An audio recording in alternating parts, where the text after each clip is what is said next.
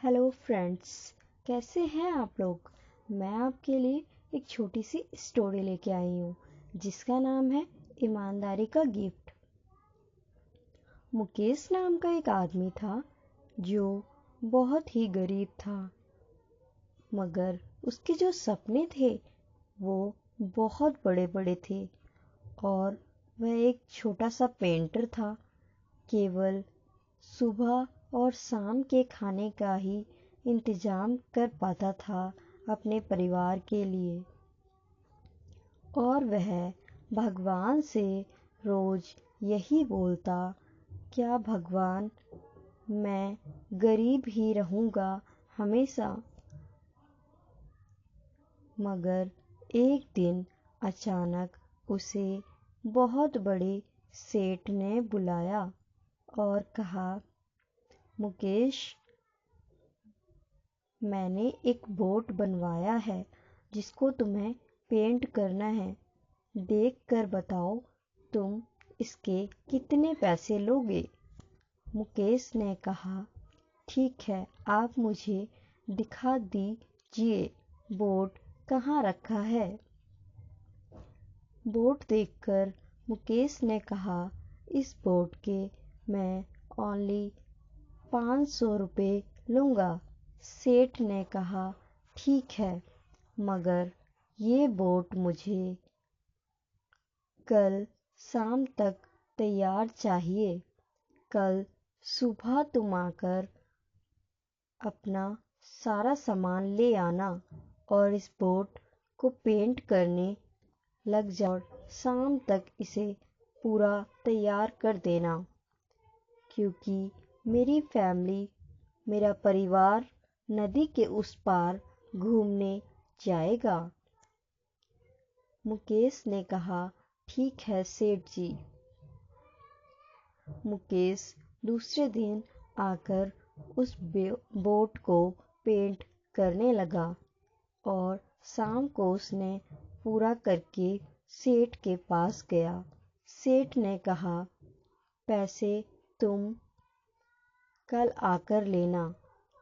मुकेश ने कहा, ठीक है सेठ जी। फिर अचानक से जिसने बोट बनाया था वो आ गया और कहने लगा, सेठ जी, मुझे माफ़ कर दो, मुझसे बहुत बड़ी गलती हो गई। सेठ ने कहा, क्या हुआ बताओ भी। उसने कहा, सेठ जी, मैंने जो आपका बोट बनाया था उसमें एक छेद था जो मैं बंद करना भूल गया था। सेठ ने कहा, तुम मुझे अब बता रहे हो, और तुम्हें पता है मेरा पूरा परिवार नदी के उस पार गया है उस बोट के अंदर।